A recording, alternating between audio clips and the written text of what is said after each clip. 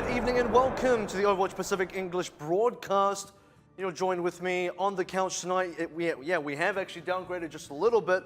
I'm Kevril, that's a new one. Kevin Avril Walker. Joined with me is Matt Smite Ross as we head into week 5, day 3. Got 4 more exciting matches ahead of us. Downgraded the couch, but we haven't downgraded the matches, and there's still going to be some really tight ones tonight. Starting things off, it's going to be SunSister versus Hong Kong Attitude, and SunSister is about to take onto the stage. Let's take a look as they sort of move in. And I'm kind of thinking tonight is a bit of a redemption night. This is definitely the best time for Japan to come out. It's their home day, 2 back-to-back matches where they are on the home side. They've got the best advantage they can possibly get. It's against Hong Kong Attitude and then against Fireball as well. These are the 2 teams, apart from Detonator, that they are the most likely to actually take a win off and actually start moving up the ladder. This is their best chance, and if they fall today, it's going to be not impossible for them to come back over the rest of the tournament. Yeah, I think SunSister definitely have a lot to prove today, especially over what they can do against Hong Kong Attitude and also against Fireball later. We've already seen Detonator earlier this week. Now see other Japanese teams turn for an opportunity to really get themselves onto the scoreboard because they're still sitting at 0. And of course, Hong Kong Attitude, we saw them play yesterday. Very tough match against Machi. That was actually a pretty close game, and Machi did end up taking that one out. So for Hong Kong Attitude, if they want to keep their position on the leaderboard, they need to be able to also pick up wins. And this is where they may have already had their gatekeeper status taken away from them, but if they lose now to SunSister, it's gone for good. There's almost no way that they can get back up apart from a miracle run of wins in the next few weeks. So SunSister can absolutely take that away from them. They can start joining this club we've been talking about of the top, now it's become the top 5 teams right now, even the top 6 almost, where it's hard to break into. But these bottom 3 teams, they're sitting on quite a lot less wins than these other ones. Yeah, it's just going to be the coaches and or captains right on. That's Night Owl on the left and JFPS Life on the right side. Unfortunately, I don't speak Japanese, so I'm not too sure what Night Owl had to really say about that one. Maybe JFPS Life coming back, wanting a win. Day number 3 of week 5.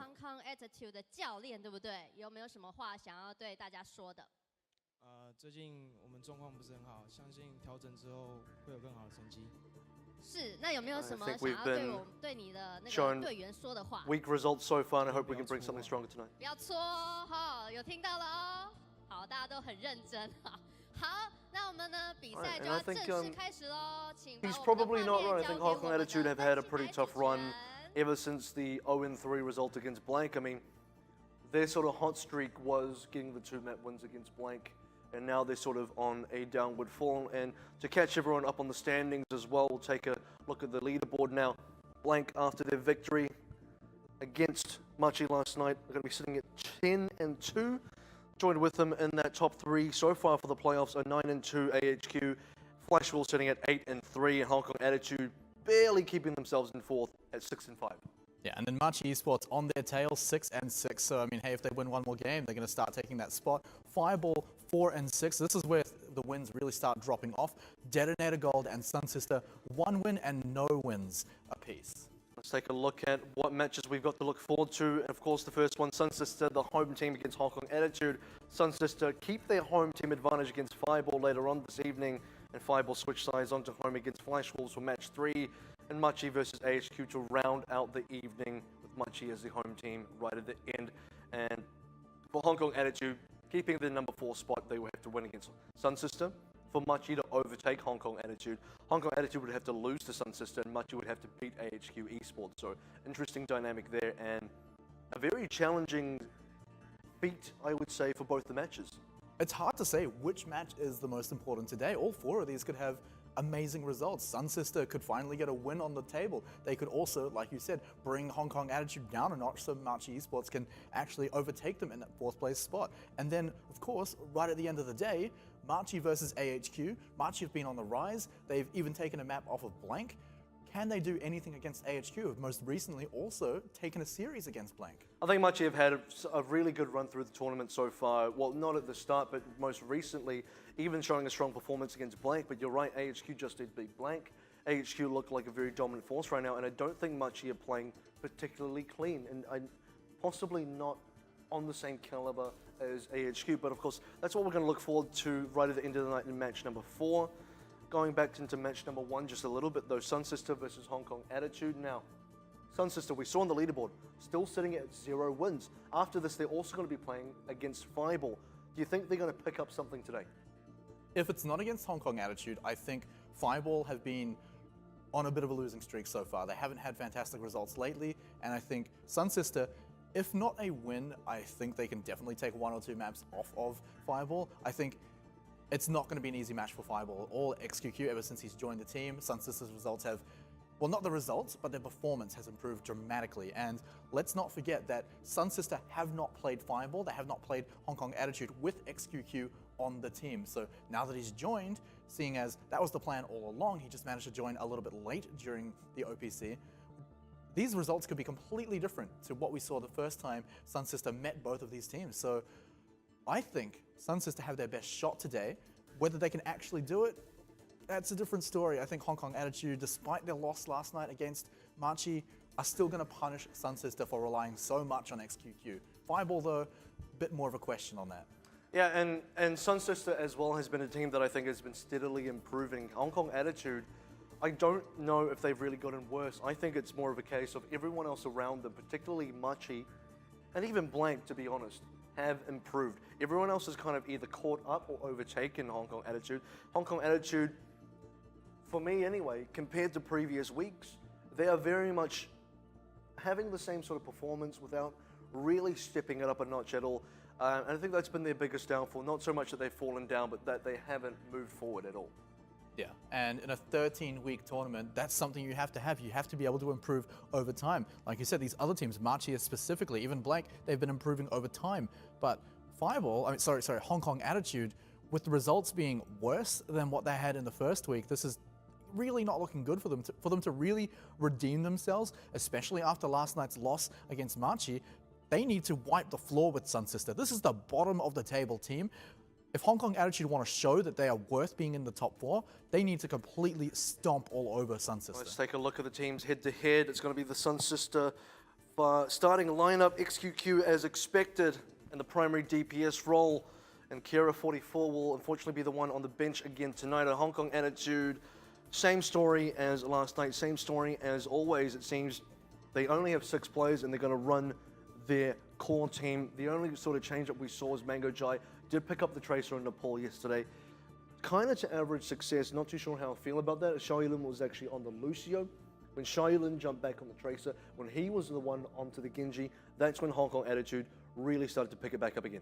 Yeah, I mean, the results speak for themselves, right? The performance of Hong Kong Attitude against Marchi when Mango was on Tracer, he didn't impress me. They weren't winning the stages on the map. So as soon as they swapped back, they ended up actually taking out the control map against Marchi. So that's definitely a sign that maybe they should have just been sticking with their roster all along. Yeah, let's take a look at the SunSister lineup in a little bit more detail, as well as we're just running through a few of the players.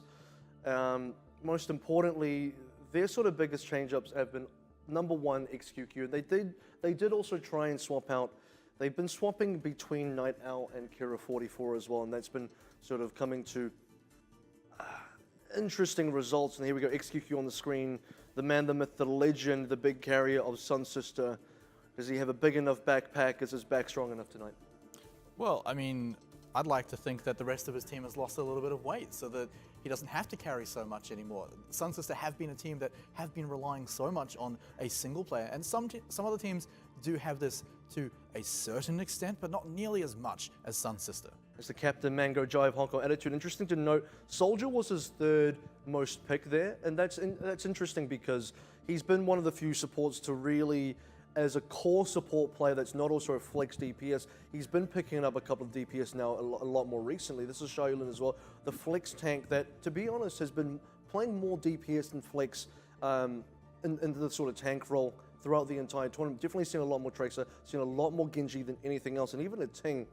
He had a bit of a run on DPS last night, I believe, as well, so it's been interesting to see Hong Kong Attitude make these role change-ups, and it is a huge sort of, it is a big impact on the team's results, and I think Hong Kong Attitude have performed best when they've just stuck to their guns.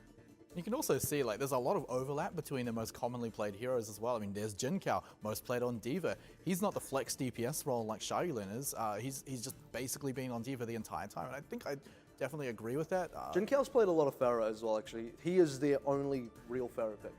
Yeah, and also I believe he sometimes plays Zarya as well when they look to play that kind of composition. Sometimes when we're looking at Control being the first map, Lijiang Tower is normally the name of the game. Control Center, that's usually where you're going to see a Zarya as well. Maybe getting a bit ahead of ourselves about like which map we're actually going to see first, but I've got to say it's probably Lijiang Tower.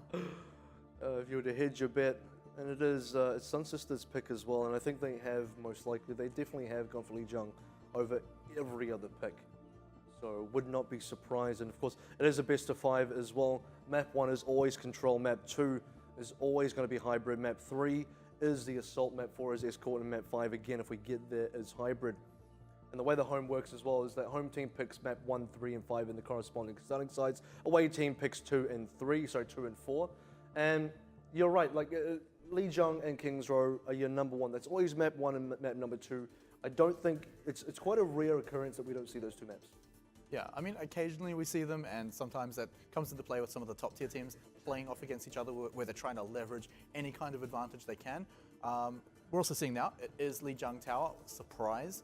Now, SunSister against Hong Kong Attitude. I've got to say SunSister have actually shown some pretty good results on Lijiang Tower itself. They have actually taken maps and stages on this map, and also when they're not taking maps themselves, it's usually not a 99-0 from the enemy team. SunSister usually come back, and it's not always off the back of a fight where the opposing team is saying, okay, look, we're out of ultimates, it's time to give up the point. It's usually SunSister just winning a fight.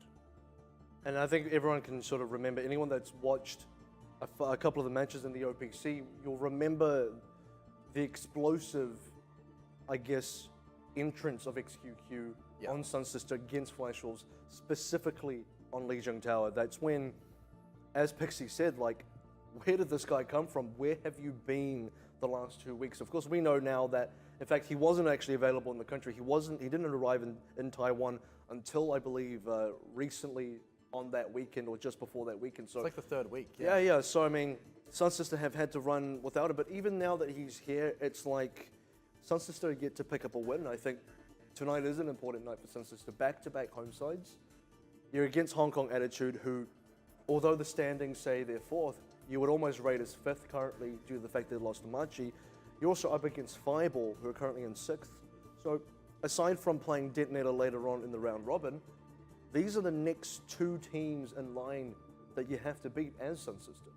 Yeah, I mean, if you want to start rising up the ranks, this is in the middle of the 2nd round of the round robin as well. And if you're still sitting right at the bottom of the table with a single win, maybe they'd pick up a win against SunSister, sure, later on. But if you're halfway through the tournament and you've only got 2 wins, that's basically an impossible task to go up to the top 3 to get into the playoff stage during the later stages of the tournament. That's setting yourself up to require beating consistently blank AHQ Flash Wolves to even have a hope of making it to the top 3. You would have to go undefeated right now. Exactly. And then blank and AHQ and Flash Wolves would have to completely do a 180 and swap sides with you, and they would have to go on a massive losing streak for a turnaround to happen at this stage. But I think for SunSister, and maybe even for Detonator, but for a lot of these teams currently at the bottom of the table, top 3 would be a bit of a pipe dream. I think a more realistic achievement, a more realistic goal for them would be to break into 5th, 4th, get Machi and Hong Kong Attitude out of those spots,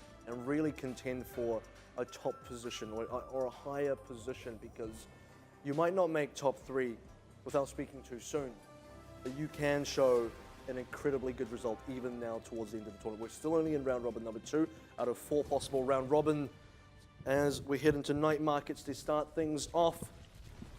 Now, SunSister, they haven't shown great consistency in actually taking out these first fights. They're running a triple DPS composition. They've actually got, what is that, a Denkin actually on the Soldier up on the high ground. And first pick out and execute with a nice headshot as well. Yep, and K4 though, he's mirroring the Soldier position. He's up on the high ground as well. No one was contesting him at all. They also had Mango, who's also on the Tracer as well, going pretty deep into enemy lines. This is a really one-sided fight for Hong Kong Attitude. And it all came off the back of the first kill from K4. Definitely would have liked to see a little bit more early aggression for Hong Kong Attitude. They did start to turn on the heat. They converted the kill onto XQ immediately onto another player, and then the rest of the team went for the full dive. They now have the cap, still need a little bit of time to build up those ultimates, but for Hong Kong Attitude, K4 likely has to give up that high ground advantage and already getting the first kill again. Yeah, I mean, it's a good path from SunSister, so they have to bring K4 off the high ground, but look at this, it just doesn't matter. Well, and XQ's just going to have to take a dive off the stage as well. SunSister, yet another reset. The last one was more of a full team wipe. This time they actually do have the chance to reset without feeding too much ult to the other team. But if you're Hong Kong Attitude, you're sitting on a decent amount already. You're in a good enough stage of the game where you have control now, not just in progress, you have control in terms of the pacing, the tempo of the game. SunSister, XQQ had to swap off Genji as well, so he had to reset his ultimate just off that. It's also at the point where winning the duel against K4 will be a good step. Yeah, I mean, it's a good step, but dying straight afterwards, not great. You're evening up the numbers, and Hong Kong Attitude, they've been showing that they've been winning the fights without even using ultimates. So, hey, look at all the ults they've got in the bag. They should be able to clean this one up too. Here comes the Dragon Blade now out of Shaolin. Immediately gets shut down by Shira's Pan. Nothing in the bag for that. And SunSister, they are striking back. So as much as we said, look, XQQ, he ended up getting picked out straight away, losing K4 for Hong Kong Attitude. Not only did they lose a lot of their damage, but they lost one of their main ults as well. And Hong Kong Attitude gonna have to give that one away for SunSister. You gotta think they almost snuck that one in. They only barely found an opening to be able to get a win. Well, the result of it is really they're starting to try and entrench themselves. They're still a little bit behind in the ultimates. Hong Kong Attitude can take it, especially with the tactical visor. What else they can get this tech visor, because suddenly it's directly into a matrix, and only the end of this might be able to pick something up. A Transcendence coming out somewhat late for SunSister, and it's not going to save you from a pulse bomb. And Mango Jai, he had a little bit of a rough performance on Tracer yesterday against Blank, but tonight it's looking a lot better. So not against Blank, sorry, against Much Esports. Tonight it's looking definitely a lot better. Yeah, Hong Kong Attitude definitely getting some results, and even with the tactical visor essentially 100% shut down. I think he got one kill at the start of that before the Matrix came in. It was still enough for Hong Kong Attitude to swing the fight in their favor, and Mango Jai cleaning it up with that pulse bomb. They did commit a fair amount of ultimates to that, but SunSister at the same time, Transcendence is now down. What have they got to work with? Tactical visor is still miles away. Yeah, we're nearly hitting to the 90% mark as well. Hong Kong Attitude are doing so fast, but we're way past the 90% mark. It's almost capped. Where did that triple kill from Odinkun come from? What an angle on that. That's a bit of a lazy Titan play. That may just give SunSister the exact opening they needed for Hong Kong Attitude. They're going to go for the stall, but the cap's already gone. So now you just got to leave. Now you got to reset. You're still sitting on 97%, which means you can come back and immediately get the win. And like I've said in previous casts, 97% I think is better than 99% because you don't have to immediately play the overtime.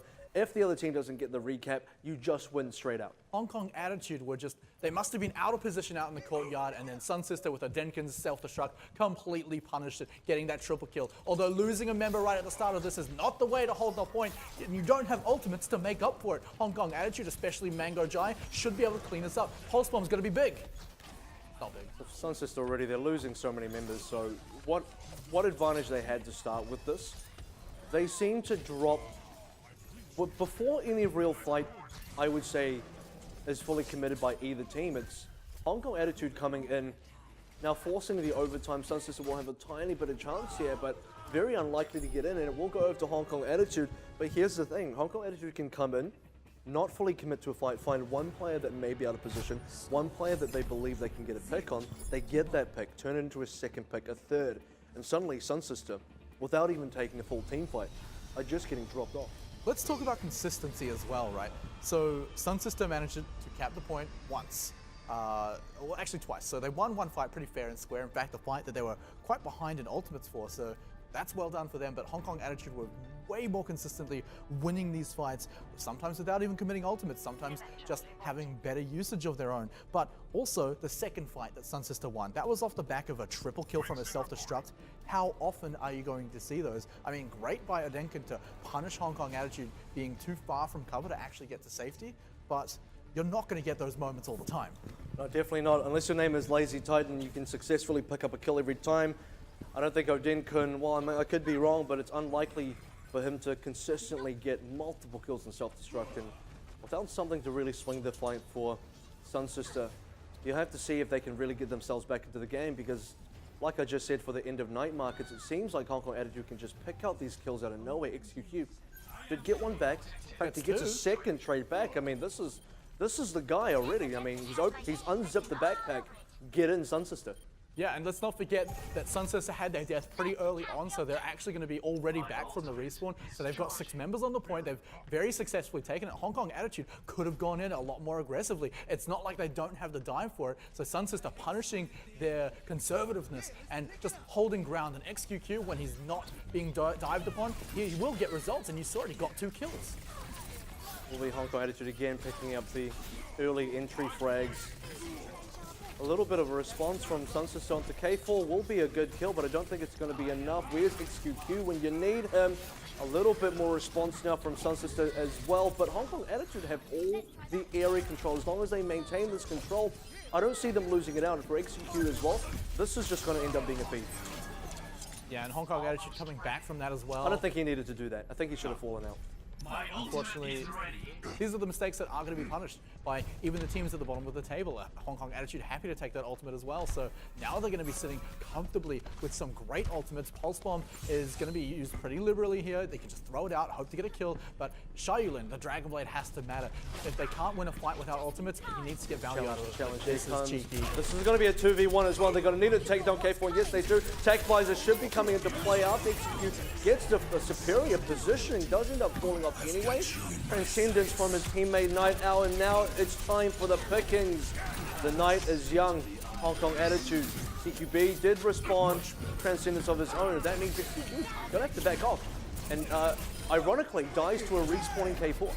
I mean, they did pick up Mango Jai as well, which is such an annoyance at the end of the fight as well, coming in and picking up kills here and there, but SunSister, they are slightly pulling ahead. And let's not forget, XQQ only got a kill onto Mango Jai because he was punched away by Arting during his ult, so that he was too far away from the defense matrix for it to actually absorb it. So now we're sitting at equal percentages here, SunSister only very slightly behind, but let's look at what they used to get in there. They used all of their ultimates. K4 has a tactical visor. There's also a sound barrier for Hong Kong Attitude to stay alive during this fight. They don't even have to use both of these ultimates. They could win this fight using one. And I really like the setup play from SunSister as well. You saw them go up there with 2 members. They had the 2v1 against K4. XQQ, I mean, even if he was confident that he could win the 1v1, I much prefer 2v1 plays. It's just so much more consistent with what your team can do. And SunSister, while they still have the cap going, they are dropping members extremely quickly, but it will be the Dragon Blade committed, getting a couple of kills in there, and just enough kills from the rest of the Hong Kong Attitude members to flush out SunSister. But SunSister are ahead, and this is something they haven't been so far on Lijiang. They might be ahead in percentage points, but look at the ultimates just across the board. Hong Kong Attitude, they committed 2 to that, including one of the big DPS ults, the Dragon Blade. K4, though, he's held onto his tactical visor, and SunSister, they need to use Odenkin's defense matrix to absolutely 100% efficiency. He cannot get a single shot out of this tactical visor. Absolutely, really, seriously, literally 100% it. Can he do it? Because I think you might be right. He takes down K4. With a bit of a shove as well, so that's quite interesting. And Hong Kong Attitude now looking for the cleanup kills as soon as Night Owl's Transcendence finishes. CQB pops his own, and I don't think SunSister are going to have the damage output to be able to overcome this. They don't want to give it up yet. It will be Elu committing with the sound barrier as the counter frags do now come in, and I do like this SunSister. We're committed to trying and staying this fight, and they're going to have to because we are into the overtime. Xiaolin pulls out the blade one more time. What are you going to get with this one, XQQ? One kill might just have to be suffice. Yeah, but that was close enough that Hong Kong Attitude forced out that tactical visor, and SunSister, because they were only at about 75% when they last lost the point, they have one more fight to defend, and they used everything in that last one. Even Pulse Bomb's not going to be available. Hong Kong Attitude, they won a fight last time using Sound Barrier, and that's what they've got this time. They're not close to any other ultimates though, so they need to get the maximum value out of basic abilities and the survivability that Sound Barrier is going to bring now. Hong Kong Attitude, this is now neck and neck, 99% overtime. You got to say for both teams, Elu picking up a kill onto K4 is going to be a big deal. One of your DPS is going down now. CQB pretty low. Xiaoyulin is looking for targets, but all he's finding is tanks, and now he sees XQQ, but he's got no health to challenge whatsoever. Gets the health back, and now returning into the fray, but Hong Kong Attitude don't have enough members on here. The Transcendence out for Night Owl as well. It's going to mean Hong Kong Attitude don't have the damage to secure it. That was enough, and I thought, you know, Hong Kong Attitude coming into this fight, they've got Sound Barrier. That's enough to keep their team alive while they just pick up the frags. But at the start of that, Arting was actually killed. He was actually killed by the Tracer, and no sound barrier on the big monkey means that you're not going to get not only the survivability, but the stall. Imagine if Arting had the Primal Rage during the last moments of that fight. That could have been enough for the respawns for his team to come back in and actually pull out a win on the fight. So that was great on SunSister to punish Hong Kong Attitude, and specifically Arting when he was out of position, get there, get the kill. And suddenly, sound barrier or not, you're still playing a 5v6.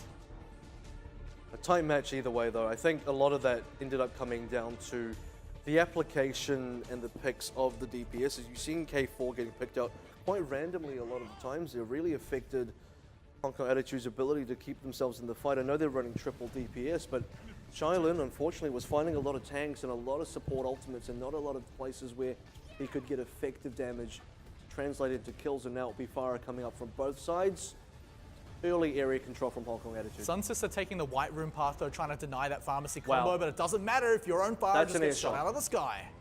That's an air shot indeed, and Jin Kao, control of the skies, control of the ground, control of the point, and Hong Kong Attitude, a big cleanup, and a big difference as well as we've sort of talked about, the difference between running a pharmacy combo and the difference of just running Farah on its own. Night Owl now changing onto Mercy as XQQ hops off the Farah. Whoops, gonna go back into the Zenyatta here as well. That just reset 2 ultimates. I mean, okay, you're gonna reset the Farah, that's fine, reset that ultimate. But Night Owl, just maybe miscommunication, who knows, but now he's lost all ultimate charge he had on the Zenyatta, so they're still gonna go on. I like the full dive team composition. Odenkin as well on the Diva means that they can absorb a whole lot of shots from Farah, but SunSister need to play heavy dive against the 4 members on the ground, and they need to kill the members quickly before Jin Kao starts getting value out of the sky. This is tank mode going into the small room on the side as well. XQQ, now the swap has been effective, cutting down 3 members of Hong Kong Attitude. It does seem like, wow, this is the 4th one. The dash in the sky against Jin Kao. Who needs a Farah when you can just play a Genji that just solo annihilates a pharmacy combo on the other side? And the second time now that we've seen XQQ kind of come out in a big way, get multiple kills that really put SunSister ahead, and it does seem like every time SunSister get ahead, someone has to come out with a big double or triple kill. It had been Odenkin with the self-destruct one time, but every other time XQQ has been the one that has had to do that. Coming into this next fight though, tons of ultimates ready for Hong Kong Attitude and high impact ones at that. Mango Jai does need to be a little bit of a focus. It's no longer the dive right onto the 4 guys on the ground by SunSister unless you wipe them out so quickly that the res just evens things up instead of just making better trades for your team. But hey, Hong Kong Attitude, who needs trades when you can just win? It's going to be SunSister trying to hold on to this one, and both teams have committed a number of ults now. Hong Kong Attitude notably less, but they will be going in a big way. Jin Kao picking up a couple there, including a mech, and SunSister, for all they have tried, they won't be able to hold on to the cap. But yet again, just like we saw in Control Center, although SunSister losing some of the team fights, they are ahead in progress. And here's a tough call as well for SunSister. Running a dive composition, no hit scan. They need to challenge the 4 members on the ground, and still getting deaths here. This is just delaying things even further. SunSister needs to get a lot of value out of killing the 4 guys on the ground quickly so that the res from Mango is just evening things up. It doesn't actually get a lot of value, doesn't bring any tempo, it just brings it back to a 6v6. Or they just need to kill Mango. And we've seen XQQ do that with the resets, getting up into the sky, but I mean, having the Mango Jai once, surely he's learned. We go, XQQ unfortunately doesn't get the success again. Picking up K4 at least is a good trade, but not if Mango directly resurrects everyone for SunSister. This is another losing fight. We're already into the 80% mark, and they're definitely not getting back into this one just yet. They're going to have to take a fight roughly at 95%. They're going to get really desperate, and I expect Hong Kong Attitude to get quite aggressive here, prevent SunSister from easily contesting. Well, SunSister did force out the defensive ultimates from Hong Kong Attitude. They can dive pretty heavily, but how are you going to do that without a Winston, without a Genji? The timing was all off for SunSister, unfortunately. I don't know if they can realistically get back into this one. Yep, Hong Kong Attitude saved all the ultimates as well. Short-lived attempt by the tanks to get back into here as the overtime does tick down. XQQ gets the suicide. SunSister are going to have to go to yet another map as Hong Kong Attitude climb up 1 extra to lead 2-1 in the series so far for Lijiang Tower. We're on match point. Hong Kong Attitude set to win. Depending on the map we go back to, SunSister may be able to pull it back. I mean, Taking out a win on Control Center was pretty good for them. It may be going back to that map. Now, running heavy dive against Pharmacy, it can work. You're not challenging Mercy directly or the Pharah because you don't run hit scan. You do run the threat, obviously, of the Genji getting resets and basically flying and taking them out, but that should rarely happen. If you're getting resets, you're basically already winning the fight anyway. The other way dive works against Pharmacy is literally storm the guys on the ground. Make sure you just win that 6v4 because while Pharah does a lot of damage from high up in the air, there's not a lot of defensive tools you bring. I really want to see SunSister find a composition that they can keep going because so far they've been the team to have to constantly swap up, and as you've noted, losing a lot of ult charge here. Now Hong Kong Attitude going for the shield-based composition. Hong Kong Attitude also swapping K4 onto the Genji, and Attain just found himself into a little bit of a corner there. Where was the rest of Hong Kong Attitude? That is not the way you want to play shield at all. Yeah, I mean, they're running shield-based composition, and usually that's great against dive if you've got things like Roadhog or McCree just to shut down those flankers. However, SunSister, specifically Mollis, was just able to run circles around Hong Kong Attitude, and like you said, it forced them back into a corner. In fact, they've changed off the Reinhardt already. Arting, they're going back into heavy dive, and now they're on the back foot.Ey're the ones that had to swap and lose ultimate charge. SunSister, control of the point. Yeah, this is XQQ close. This is Hong Kong Attitude now being the ones on the back foot and being the ones forced to make the changes. And I don't understand why they went for the composition to start with, because they didn't run the soldiers, they didn't run the McCree like you said, they ran nothing like that. However, this is now working out for Hong Kong Attitude as the dive is what's been successful. Why go off that Hong Kong Attitude? As soon as you get back on the dive, it's been working exactly to plan. And they've also been... My automatic charge is gonna make you feel better. Move to the beat. Oh yeah. Oh, and it's going to be now XQQ finding high ground position once again. Maybe a kill on the K4. Tech Visor opening up directly now into a Transcendence. So it's going to be a Transcendence from his own team even. So he finally does find K4, getting the kill on the side there as well. Now Hong Kong Attitude losing 2 members very quickly. A third one as well. And SunSister, with one little opening they had, should be able to clean this one up. And Sound Barrier coming in isn't even going to really be a thing. I don't think Sound Barrier is going to be enough whatsoever for Hong Kong Attitude to stay in this game. They're going to have to let go of that initial cap, send it back over to SunSister now as they flip over the lead again. It's going to be ultimates fairly even as well. K4 expecting a Genji Blade, Genji Dragon Blade play. Moving into this next attack, Sound Barrier used very early. I don't know if they might have been a little bit preemptive. Transcendence from Mango Jai as well. Now it's going to be K4's turn to go in. Takes down Night Owl. Looking for target number 2. Elu down as well. Both your supports. See you later. XQQ. Now the only one still alive with, I believe, Mollis, who jumps down very quickly as well. A very quick cleanup for Hong Kong Attitude. Mostly off the back of, I would say, Jin Kao, as well as a combo of K4. Yeah, I mean, securely holding on to the point now, but they committed a few ultimates to that, but SunSister as well. What have they got to come back and fight with? Mollis, he's got to build up to that pulse bomb. It's not too far away. If you can get value out of that, then surely SunSister can come in and take the point. They're sitting at 65%, so if they take the point now, that's 1, maybe 2 fights that Hong Kong Attitude will realistically have left to take back the point. They've got to go in fast, though, if they want to get value out of that. SunSister, they have, as you said, they got resources to get in there, but XQQ dies before he can even get the Tech Visor off. And Hong Kong Attitude, they're going to be able to get this all the way to 80% off the rest of this fight. It depends if SunSister can get any counter trade, and so far, Mollis can do that. Sirius Pan's already out of the fight. For SunSister, I would suggest they back up here. They should be able to regroup.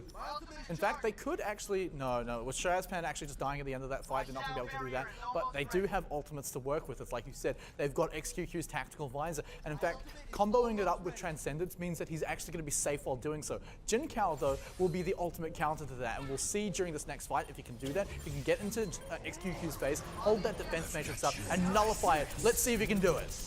Here it is, the Transcendence combo with the Tag Visor. It's not very conventional, but hey, SunSister might have been just a little bit preemptive, but it does push Hong Kong Attitude off a bit.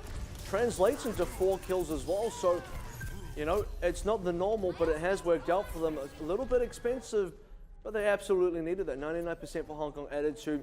And now they're going to be the ones struggling for a bit of time here as they get into their own last push. And I expect this one to go for overtime on both sides. What have SunSister got left to go? With Mollis, he hasn't got humongous pulse bomb so far in the series, but he definitely needs to get it now. They don't have tactical visor. They don't have anything else to work with. So Hong Kong Attitude with their Dragon Blade, even the pulse bomb of their own, have way more to work with here. And they only need to win one more fight. I think both teams realistically just need to win one more fight, and Hong Kong Attitude definitely have a decent amount more to work with. Early defensive ults coming from both teams now.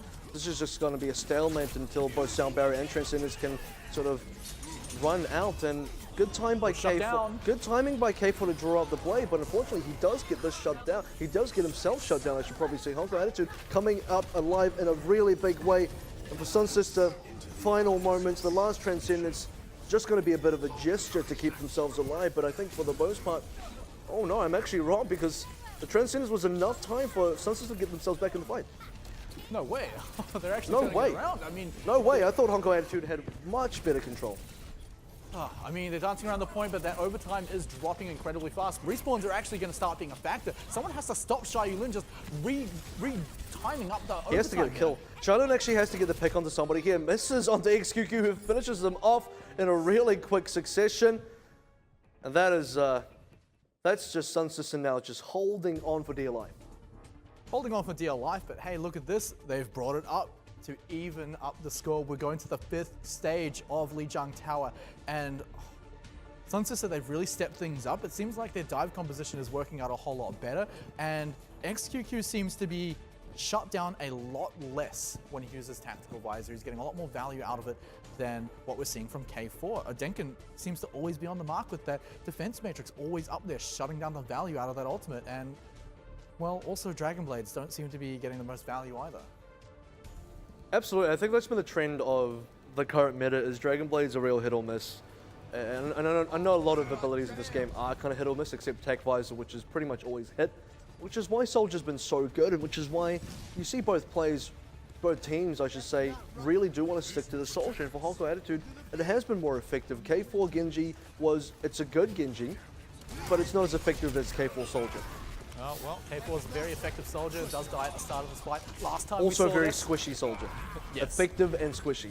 Last time we saw this, though, Hong Kong Attitude was the team to take the early fight. SunSister have wrested control of this very first fight. They've wrested control of the point, but a lot of their damage was actually quite spread out. None of their DPS got most of the damage, which means they're actually pretty far away from their ults. So Hong Kong Attitude can come into this next fight on essentially even grounds. Unless this fight goes for a long time, there's going to be no ults. And notice, this is the SunSister composition that they changed off of really quickly. XQQ went from the Genji to the Soldier really quick. Odinko went from the Soldier to the D.Va in the last time we saw Night Markets, but this time they're actually able to really make it work. And Hong Kong Attitude unable to find an opening aside from Ting with the double kill, but this may be short-lived. Maybe indeed, but I mean, hey, if they're on the point, they're still contesting and drawing SunSister into them. But SunSister, they're picking up kills, but they did lose control of the point, and actually, it's Hong Kong Attitude turning it around and gaining ults. Yeah, this is incredible, because SunSister had the early frags. They didn't actually, they lost control of the point quite early. I felt like K4 and Ting were the assassins there. They got themselves the kills, and they immediately went for the cap. SunSister just sort of hung out on the outside. If they sort of contested the cap as well, might have been a different story. And K4 sitting on Tac Visor now.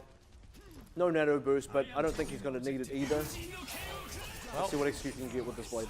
I mean, Dragon Blade has to go absolutely massive here, but how can it when there's a sound barrier protecting everyone? And in fact, the first pick goes off to Hong Kong Attitude, and well, K4 Tactical Visor, it's going to pick up enough value by shutting down XQQ right at the end of that Dragon Blade. And Hong Kong Attitude is still managing to just get a couple picks at the end. Mollis on 1 HP. Gets himself a health pack, but I think he'll still die anyway. He'll go for the suicide. In fact, he probably should have just jumped off the point. Didn't have to end up feeding ults to CQB, but Hong Kong Attitude maintained control. What was a really great start from SunSister, now really slipping through their fingers. And XQQ, as soon as you see SunSister, whatever they're doing is not working, he's generally the first guy to start changing heroes. Okay, well, I didn't expect this to come out. It's going to be the Mei. This is going to be the most incredible thing ever, or a throw. Yeah, this is going to work perfectly, or not at all. Sound barrier's got to be enough. It can shut the Hong Kong Attitude out of re-entering the point, but does it really matter if most of them are already there? Really awkward timing by Odinkin there, straight into a Transcendence. He's going to have to wait for that to go over, and XQQ actually gets the opening frag of the game, or the opening frag of the fight, I should probably say, on that one. And SunSister are able to convert a lot of kills, and wow, XQQ's Icicle aim is not bad at all. It's actually really good. I think it's also how he got the opening frag on that as well. Just close range icicles, but still hitting those shots, and you know that's going to get you a lot of value.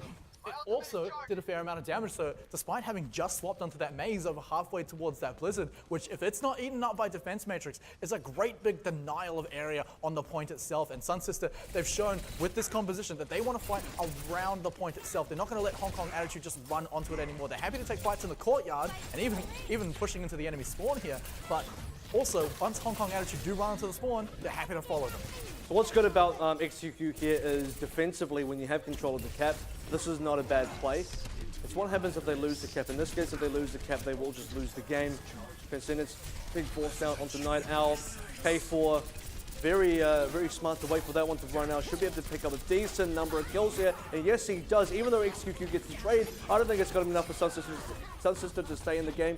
Mollis, the only player alive. Pulse Bomb gets nothing as well. And it will be the cap over. And that Pulse Bomb was never really going to get anything anyway. It wasn't going to keep them the point.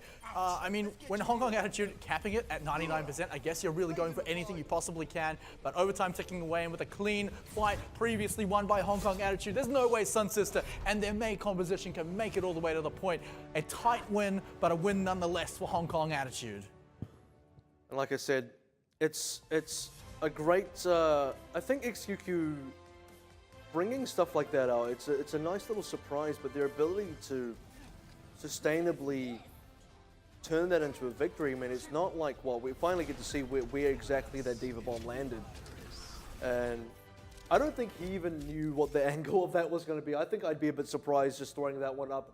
I'll give it to him, though. It was still a very impressive kill that led to a full team cap, allow his team to be able to cap that one, but back onto the Mei just a bit, because it is the talking point.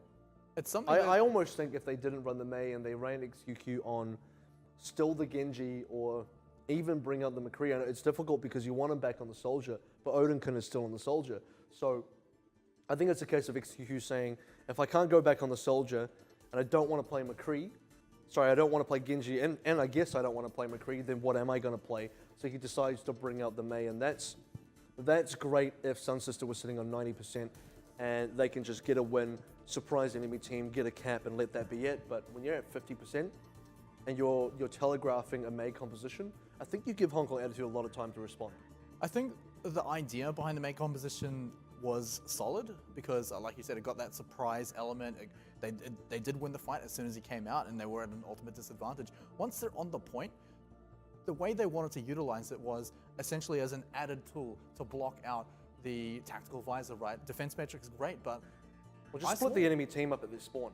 They were spawn camping. They were effectively spawn camping or shutting out the spawn doors, but that buys you a decent amount of time, but I don't know if effectively it will shut out Hong Kong Attitude, who can take a lot of different routes to get themselves back on the point. I think it's very difficult to actually effectively shut out a team. It's not Hanamura.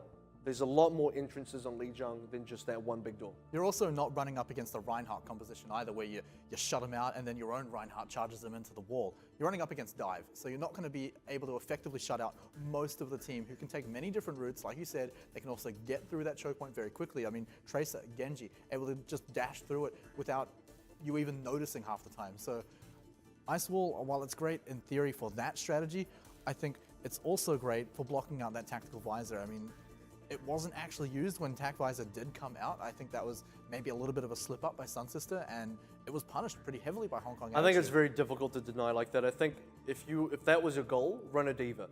Because they have a Diva. No, they didn't. They didn't because Odin couldn't play Soldier. That's the reason why XQQ couldn't jump back onto Soldier, because normally he would, but because it got taken up.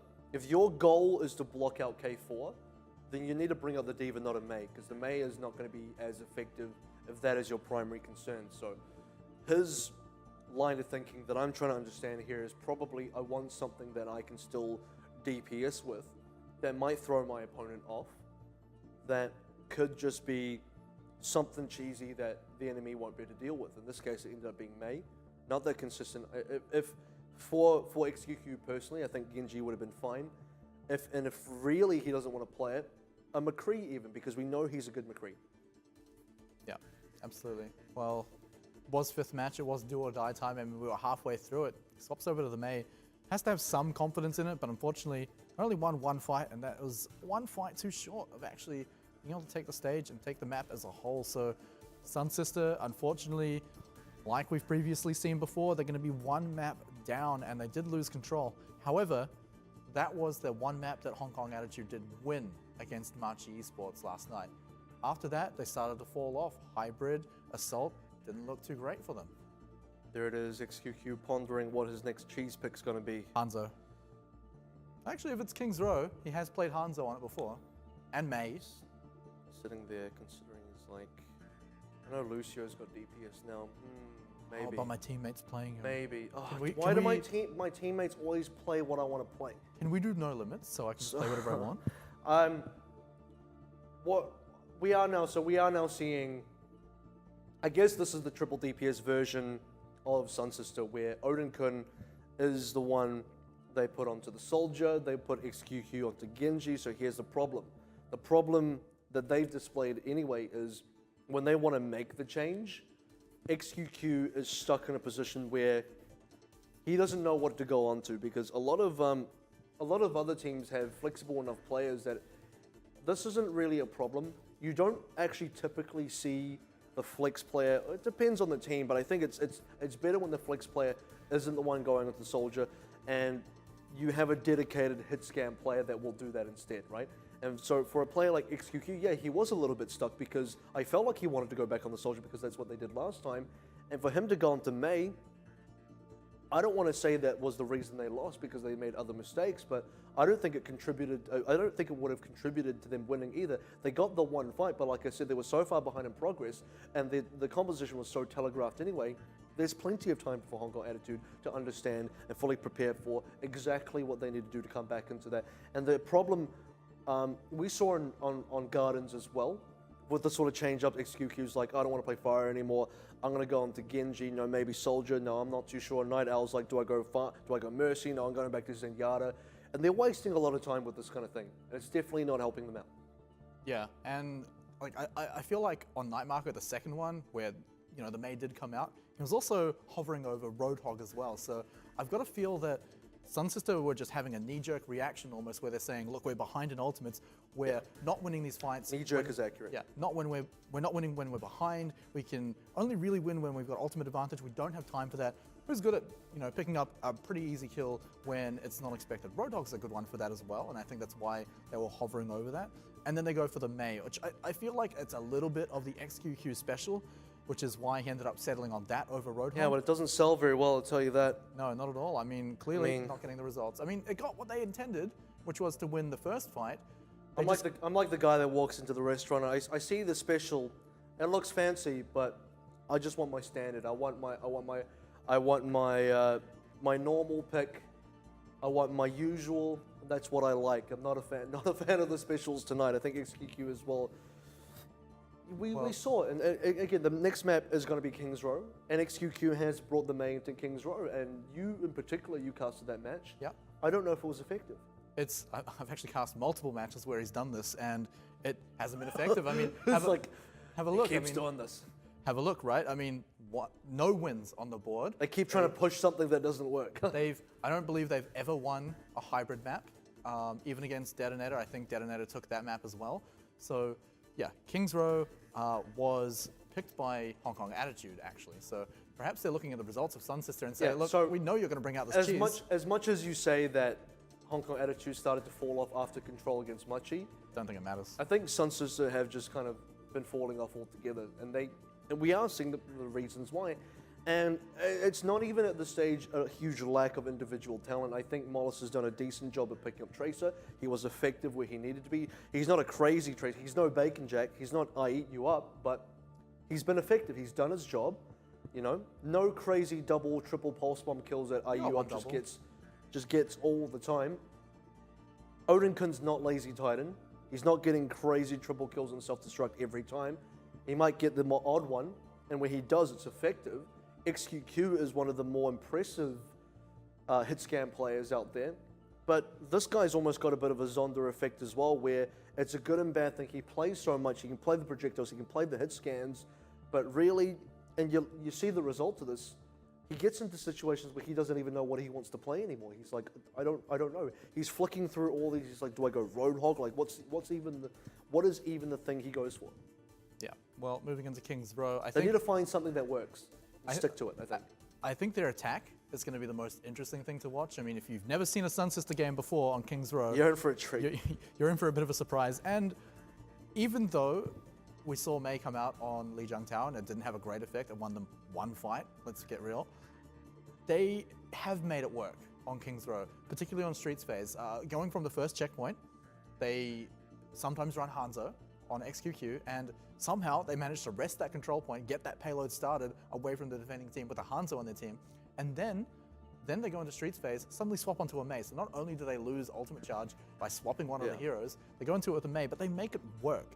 And it's not like they get super aggressive and push up to game positioning. They just sit on the payload and somehow win fights by using the wall, I guess, to just start contesting the high ground when they get there. I think SunSister is like the meta Athena of OPC, where they go for the wacky picks and the strange strategies, except the difference is meta Athena are actually doing quite well. They're winning. SunSister so far not finding their feet anywhere.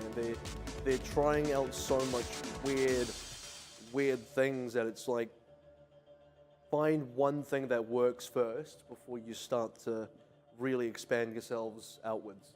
So I still expect them on their attack to run the same things, because even though you're saying find something that works, so far when they have run this, they have completed the first two checkpoints. When we get into third checkpoint, yeah, okay, that's where things get a little bit contested, a little bit heated up.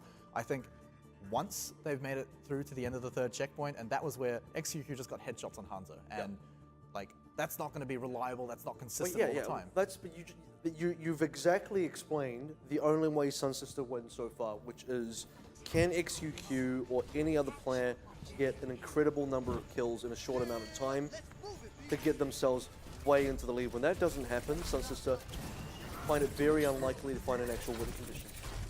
Well, that is a very quick defense with SunSister as well. They're getting right into the face of Hong Kong attitude. Well, they're not running dives, so they really have to, but unfortunately, they're the ones being dived upon. Mollis, he's going to find one kill, but hey, Hong Kong attitude, I'd be surprised if they don't take the point straight off this first push. That was weird because, look, SunSister are running a shield composition. They're playing defensively. They should be playing defensively.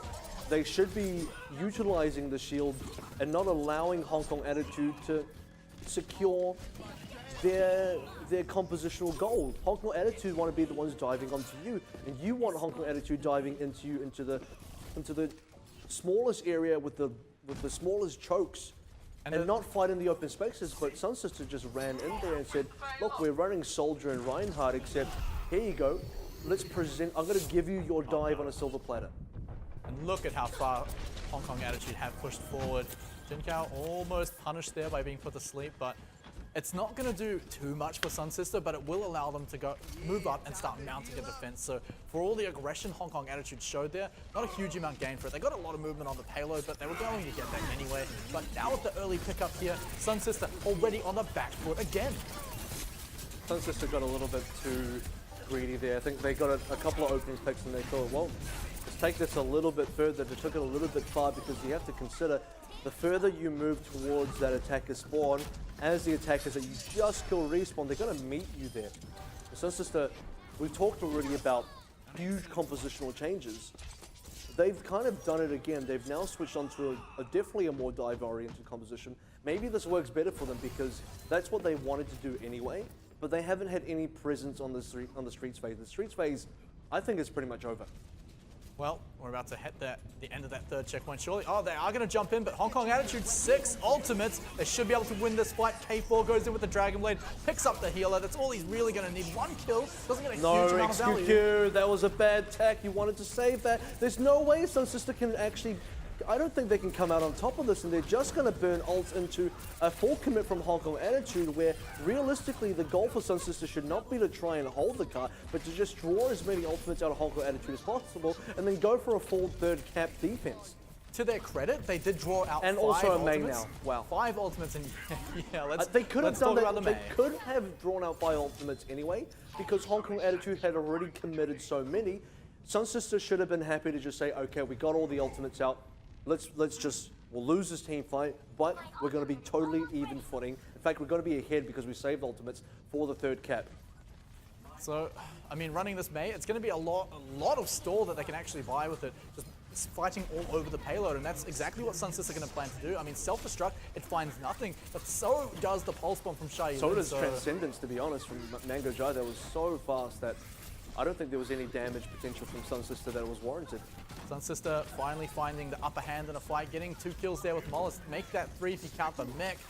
Well, they're going to finally hold the fight here, and I feel like it does actually come off the back of that fight at the end of the second checkpoint where they did buy out 5 ultimates. Sure, maybe they spent a little too many of their own, but look at this. I mean, even with not the greatest trades in ultimates, they still hold the payload here at the second corner, but this is still looking like 2 fights, and Hong Kong Attitude can take it all the way to the end of the third checkpoint. But when you need to get it to the end of the third checkpoint, you need a big team wipe, and they don't have enough ultimates to do so. They're going to have to go for a few eco pushes before they can actually get the win here.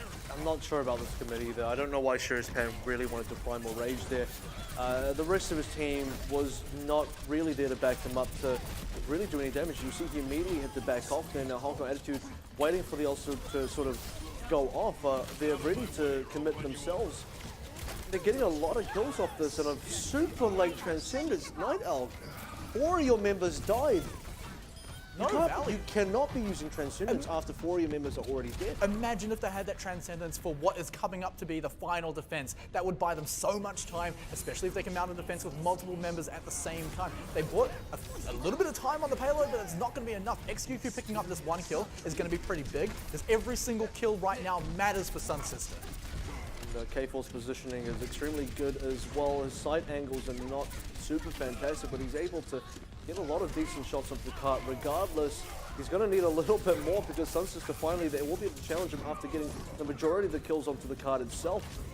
And I think Mollis has been the most consistent player for SunSister so far because XQQ, he has moments of greatness where he does a lot, and then moments where he goes on to Mei and does very little.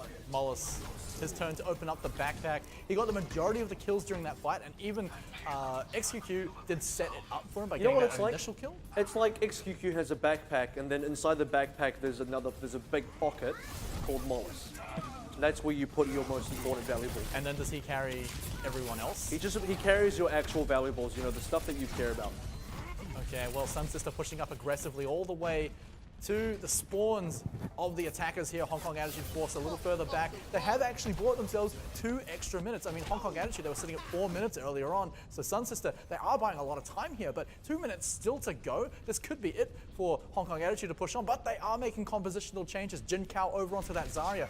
This shows that they do want to go for one big team fight that does wipe out the enemy team with that grab. It also shows they're struggling to find something that's working with team compositions that they didn't have, and losing a play to XQQ right now is definitely not helping them out. The good news is they're baiting ults out of SunSister quite effectively. If they can also get the Blizzard out, that would be super effective. But they're being pushed back. And this is SunSister, but that's good because that's good for Hong Kong Attitude to be able to not commit into a fight with SunSister defensively throwing away ults, because SunSister didn't get enough kills out of those ults whatsoever. They're holding onto this Blizzard, which is going to now be their only tool in Hong Kong Attitude. I think they can do it I think they can really go in here, especially with Transcendence. A good Transcendence is going to get them to the end. Blizzard, not a huge tool against Zarya. A third of the team has shields to get out. That's a bad Transcendence. Useless, but even more bad, Blizzard. It didn't catch anyone. It zoned them out for a few seconds. Bad and even more bad. Bad and super bad. Yeah, super alive and super bad ults. I'll tell you who's not super alive. 3 members of SunSister now going down as well. K4 now picking up another kill for himself. There's only 2 members that can defend for SunSister at least. Picking a Mei here means you can stall for quite some time. Not if you don't have the cryo freeze up. XQQ sent back to the respawn room. Look at that, Grab, you're right, I was just going to say Grab is coming up. You know what else is coming up? Pulse Bomb, so they got to get this combo in there. Well, I mean, there's everyone, but the sound barrier, it's also there for Hong Kong Attitude just to keep them alive. Throwing a lot of ultimates into the last few seconds of the fight. Why is there Widow moving? Why is XQQ playing Widow? I wish I could tell you. I wish I could tell you the answer to that in those last seconds, but, well, it gets punished. It gets punished hard. Maybe you wanted to grappling hook onto the payload? So this is when you actually want to play Mei. Yeah. Like that moment is like an actual argument to say, okay, we want to Mei because we need to stall out with Cryo Freeze. We needed the Ice Wall. We need all this stuff to stall out, and then suddenly a wild Widowmaker appears. So let's try and rationalize it, right? Like the thought process behind picking up this Widowmaker. There's all the benefits. Hong Kong attitude, use win game. It's super effective. Widowmaker faints. That's what happened, but I just want to try and rationalize. So like all the trade-offs that you're losing by not having Mei and having Widowmaker instead. I was saying it before, SunSister, every single kill they get does count during those last moments of defense. And Widowmaker, if anything, can pick up those kills if you're accurate. And another thing it does is it does. Wow, you can say the same thing about Mei. If you I hit know. the shots and they're accurate, you get the kills. I know, and he was doing that earlier, which still confuses me the way he swapped off it, but it also does draw some of Hong Kong attitude off of the payload. No, Suppose. that doesn't make any sense.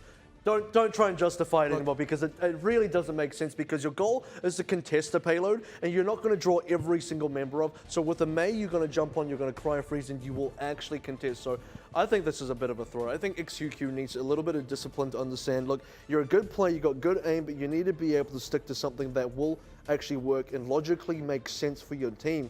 If Night Owl's the captain, right now, Night Owl needs to ring him in just a little bit, because this is kind of getting out of hand. It's to the point where things that he's doing it's half of the time it's fantastic, he's getting the kills, but the other half it's like, feels like he's throwing a bit. Well, it's the classic Hanzo scatter arrow into swapping off. Is that actually going to happen? Wow, he actually does swap. I was expecting him to stay just to prove our point a little bit more. Just but play okay. Genji for the whole map now, please. Just stay on there and don't change.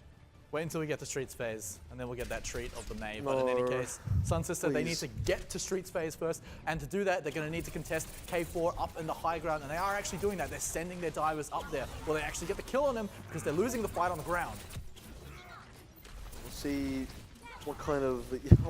sadly, XQQ gets picked off straight away, and this is the sort of time when that kind of stuff happens, he doesn't want to play the hero anymore. For SunSister, they got to have a bit of patience here. I didn't really like the Transcendence plays from either team on Hong Kong Attitude's attack. So for Night Owl in particular, he's got to be able to find the moments quite carefully. They are running this dive composition, so I want them to find a sort of setup. And where they are now on the top right, heading into the clock tower, this is exactly how they're going to pressure K4 off. So in terms of an actual game plan, this is good by SunSister. Yep, also pushing them back. There's no Roadhog to worry about getting hit by a hook or your flankers. Ting might go down here. This is big. Ting's low. That's good. Good for them anyway, picking up 2 kills. But the good trades, for you, SunSister. The trades are coming out even. In fact, Hong Kong Attitude maybe even pulling a little bit ahead. The damage is still there for SunSister, but with a 13 HP Genji, surely they've got to back out. Hong Kong Attitude, they'll have time to run back to the point. I find it incredible that if you get the opening pick, particularly against a Reinhardt, particularly against a team running a Reinhardt in a shield-based composition where the Reinhardt is typically in your entire front line. When you consider D.Va has to sort of swap around and be both front and back line, SunSister didn't really take advantage of that kill enough at all. And XQQ got chunked out so hard, you always got to question where the rest of the SunSister were to back them up. So many things for SunSister to wait to be down, but I mean, Hong Kong Attitude still picking up a kill onto XQQ right at the start. I mean, hey, look, Odenkin, sorry, wasn't even in position to use Tactical Visor. XQQ should never have been somewhere where he can be killed until Odenkin says, okay, look, I'm ready. Tactical Visor's good to go. We don't have to worry about Defense Matrix or the Reinhardt barrier's down. Fortunately, XQQ getting killed by not something like a Roadhog hook or anything, but a D.Va of all things. That really shouldn't be happening. Well, they've now put Hong Kong Attitude in a space where they're sitting on 6 ultimates, and it's going to be grab into a Transcendence, so a reasonable trade from both sides, but the kills are going to come up in the way Hong Kong Attitude in a big way. SunSister, good news is they haven't committed any further ult, so they baited out 2, they save 5 themselves, and only just get a little bit of an advantage, but getting rid of the grab is a big deal because they're not good. Now they realistically just have to worry about an Earth Shatter, dodge a tactical, a nano visor, and they should be good to go. The Earth Shatter is going to be the big one because that's going to be the ultimate that sets up all the kills lines up all the pins for K4 to knock down. They don't have the easiest answer to the tactical visor either. Not running a Diva, their best shot is going to be XQQ, but already he's finding it hard to get a kill. He needs to find a kill, goes on to K4, and this is good. He will make sure that K4 focuses him, gets a kill onto Mango, which is the trade. So I mean, even so far, but with Modest going down, I don't know what sustainable DPS SunSister got left. Odinkun's still there, but the rest of his team's down, so he can't even effectively take Visor without getting killed himself. 25 seconds to go. Odenkin holding all the cards for SunSister right now. They don't have a Dragon Blade, they don't have Transcendence, and they don't even have a Pulse Bomb. Hong Kong Attitude, though, they're running a little bit low, but you were talking about it before. Earth Shatter. Earth Shatter has to be on the minds of SunSister. They haven't seen it all game. He's hiding, a Ting's hiding. Oh, this is going to be big. Bam! 3 members, and he got the DPSs. Down goes Odinkun, looking for a couple of more kills. Night Owl come back here. Oh, that's frustrating. Okay, or maybe not. Yeah, that is frustrating as a Reinhardt. You're like, please, just let me kill the guy. Well, SunSister, they're getting a few trade backs despite getting a 3-man Earth Shatter to the face, but Hong Kong Attitude, they pull back and they've got enough DPS to come back in. Remember, K4 never died during that. They've got a nano boost onto Jin Kao, and guess what else he's got? He's got the grab. That should be enough for them to win. They got a couple of counter kills, and as long as Odinkun can keep himself out of this grab, he will be able to pick up a number of kills. SunSister can still do this as long as Odinkun. Oh no! Oh no! He stood off the point. SunSister were so close. They were so close. Even K4 can't believe what just happened. He's like, did you see that? We all saw that, K4. Did you see that? We all saw What that, happened? K4. So it's another one of those moments when I'm sure everyone's had it, even in their solo queue games, where it's overtime, you're tunnel visioning, you're trying your best to desperately win this match, trying to hold on for desperate dear life, and you're picking up kills and you're thinking, yes, we can actually do that. Then suddenly, your one guy on the point dies, and maybe you're the Winston, and you're still tunneling, you're still saying, I've got to dive on this guy to snowball my team to victory, and then suddenly you turn around and you're like, oh, my other guy died, Yeah, and I can't get back to the point. So that's what it was, right? It was Winston jumped off the point. Yes. Yeah, because obviously Odinkun doesn't want to be there. He's the soldier. He needs to sit back, deal some consistent damage from the back line. Unless he's the only one alive, he can't be risking his life on the actual cap himself. Understandable. I think Mollis was the second person on the point. He died. Mollis was a tracer though, so he dies as a tracer. That happens. Yeah. Unless you eat up and you just don't die. But you know, you're Mollis, so you eventually die. And who was it? Shirspan that plays the tank? I'm trying to struggle from there. Shirspan was on the Winston, I'm pretty sure. Yeah. So he jumps off. Yeah, and the overtime was lasting long enough that it just instantly took down, right? Yeah. Is that what the case yeah, is? it ran out in just under a second, I've got to say, and Yeah. it was the death that happened the moment he hit the rocket jump, and it's that time that even if he did notice, he's looking back and he's like, well, I've already jumped. How am I going to get back in time? And you could see he was rushing back. It was just not close enough to get to the point. Boy. I mean, as much as we can talk about the final moments of overtime, there was about 4 minutes of SunSister battering against the point and still not getting it. So You're right. The final moments were pretty tight. The final moments was a really interesting, a little struggle. But what were you doing in the last 4 minutes before that? Right, the real question. And a couple of good starts for SunSister, but a couple of really poor ones. XQQ getting picked up by Jin Kao and the Diva instantly. how does that happen? And then a good start was XQQ getting a Ting down instantly. 6v5, no Reinhardt. That's an instant and a big advantage for SunSister.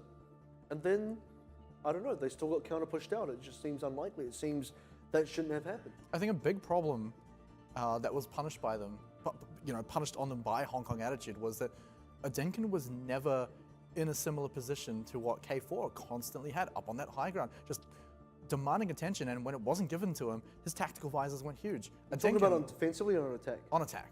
On attack. I think the problem was also with that is that SunSister as a team never really took the ground. They never really pushed for the ground. No. So Odinkun as a player never. It's difficult for him. He can't really push by himself unless it's just uncontested. But the thing is, SunSister as a team need to be forcibly taking the ground and then planting their soldier in their own territory after they force it out of Hong Kong Attitude. and then they can get the push going from there. That's how they get the setup sort of going. But they're sort of always on the back foot, where Hong Kong Attitude realistically had a decent amount of territorial control near the statue. And for SunSister, Odin Kun never had the opportunity to find a nice little hiding, not even hiding spot, but just somewhere where he can really bunker himself in and just sit there. There was just never really a place for Odin Kun to just say, here's my spot. Because also the spots of elevation when you're the attacker, you're coming in, as you go through the choke, you turn up the right, go up the stairs, all of those balcony positions are just contested by K4 from the window. You've got sightlines on all of those. So you're immediately fighting the other soldier. Yeah, and that's, so, I mean, it's possible to set up there if you're contesting K4 at the same time. And that takes a lot of setup, and SunSister just weren't showing the ability to set up like that. Oh, I mean, they weren't even showing the desire to do that. They weren't trying to do it. They were just constantly diving the enemy on the ground, occasionally paying attention to K4. It just seemed all over the place. you know what? The elevation you're talking about, the exact one, you go around the back up the stairs. Yeah. That's an open space with no cover. Guess what? K4's in a window on the other side with cover. So his positioning on the elevation is always going to be better than your positioning on the opposite elevation, because you got nowhere to hide, or very poor positions to actually hide and find cover, whereas K4 has excellent positions to find cover. And that's a major difference as well. So even if you can get on that ground, holding it is another story, because you're being consistently contested by the opposite soldier with better ground than you have. And then we've also got to talk about SunSister's defense, which, well, definitely didn't work for the first 2 points. Like May aside, Streets phase was a write-off, realistically, and Streets phase could have been a spot where, because let's look at the facts. The hard facts are Hong Kong Attitude did spend a lot of time on Cap 3. They did struggle on phase number 3 to really push it through to the end. They got there eventually, but it took them some time. It wasn't easy. Now, that could have been overtime for Hong Kong Attitude. A lot quicker. They could have easily been in the overtime had the Streets phase been an existing defense for SunSister, right? If it happened at all. If it happened at all, Hong Kong Attitude's third attack would have gone into overtime. And then SunSister might have had the full hold, which in the greater scheme of things doesn't mean a lot when you consider SunSister never got past the first point themselves, but at least defensively, that would have been a cleaner performance for SunSister. You have to give credit to Hong Kong Attitude on the first 2 points though, right? They took the dive composition, they saw what SunSister were running, and shield-based composition on the first point, they were positioned quite far forward and not utilizing, the defensive area of the arch, pushing back and almost forcing the dive composition into you. That's not what ended up happening. SunSister walked into them, and they just got dived all over. They were just all over the place. They were They were encircled. It's like, imagine your dive, your entire objective is to jump on the enemy team and then fight in an open space where there's no sort of separation between where your front line and your back line is anymore. It's all just one big jumbled mess where your Tracer, your Genji, your Winston can just thrive. Now imagine if the Defenders team just does that for you and does half the job for you. We'll talk about that just a little bit later as map number 3 is about to come up. What will be Assault, but first we're going to take a quick little break, so we'll see you soon. Welcome back to the Overwatch Pacific Championship English broadcast. I'm AVRL, this is Smite, and you're coming back to map 3 of SunSister versus Hong Kong Attitude. And so far, Hong Kong Attitude 2-0 up in the series. This is still the first match of the night. It's already looking pretty dicey for SunSister. I mean, they looked okay during control on Lijiang Tower. It went to a 5th stage, so we're sitting here thinking, oh yeah, all right, SunSister, they've got something coming out. This could be interesting. And then, at the end of the 5th stage, they bring out a Mei, and we're like, oh no, is this going to be a trend? And then it kind of was going into King's Row, where You knew this was going to happen. Okay. It actually happened a little bit less than I expected it to, but then again, that's also because they didn't make it past the first point, where they like bringing out Mei on XQQ during Streets phase, but they didn't even make it that far. So it could have been a little bit more weird than we thought, but the story is demolished. SunSister got destroyed on King's Row. There's no two ways about it. They didn't get past the first point, and Hong Kong Attitude, well, they made it all the way to the end of the 3rd checkpoint. I think the silver lining is SunSister found a little bit of solace, I'll say, on the 3rd checkpoint, where they were able to get a bit of a hold going. But we've also said this before, is that is the place for defenders to get a hold. If you can't get a hold there, then something has gone horribly wrong. And things were going quite wrong with SunSister, but I guess horribly wrong wouldn't be the case on defense. On attack, though, wasn't a pretty show. And right up until the end, I think they may have just been able to sneak a cap in there, but unfortunately the overtime ticked over. Someone forgot to stand on the point, and that's all she wrote for Kings Row. Yeah, I mean, point pretty important to step on during overtime, especially when you're like 30 seconds deep. But hey, that was only maybe 10% of their attack, because the rest of the 90% of it was not impressive at all. Yeah, it did not look cohesive at all. And Hong Kong Attitude, well, they punished SunSister for it. They were saying, look, if you're not going to play up to our level, we're not going to let you near the point. And if this was ever going to be a contest, like say Hong Kong Attitude didn't cap the first point, then I think they still would have won, because they would have got more percentage points on it, because SunSister, I don't even think got past the first mark. So what I liked about SunSister on their attack was their ability to read a situation and say, we do need to bait out ults in the defense here. We are going to go for a save ourselves. Yeah, Night Owl threw out a random Transcendence that was just like, oh no, you should have saved that. But otherwise, everyone else was quite reserved. Everyone else was quite calm, collected, patient about it, understood what they needed to do with that on a macro level. They haven't been the cleanest macro team, so every time they do something correctly from a macro sense, I'm kind of throwing them a bone and saying, okay, it was a good step. This is a good step in the right direction. Now you just got to bring it all together, make it look all better, make it look a lot tighter, you know, round out the edges, and suddenly you've got a team that should be able to get some wins on the board.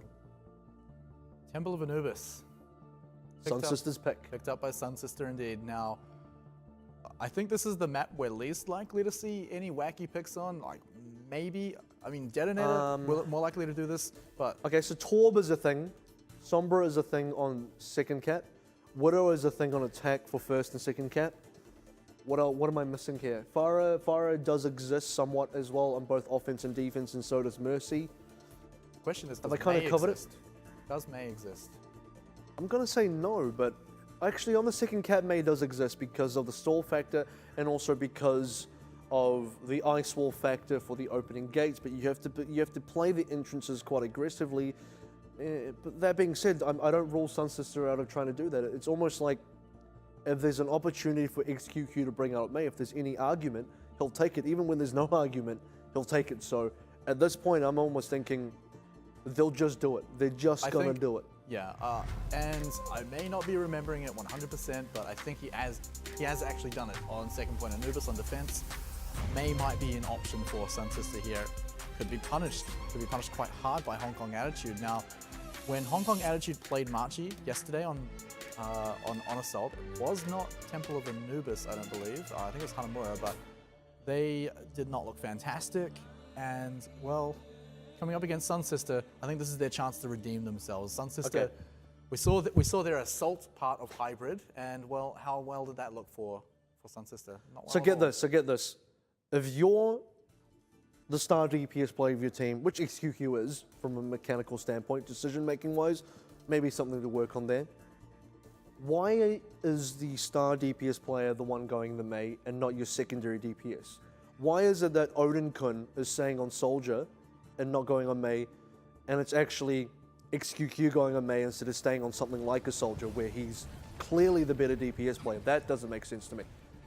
And let's see if Hong Kong Attitude can make sense out of attacking on the first cap of Temple of Anubis and already switching off the Widowmaker. I thought they might have thought about it, but I think you just they did think about it and they thought, nah.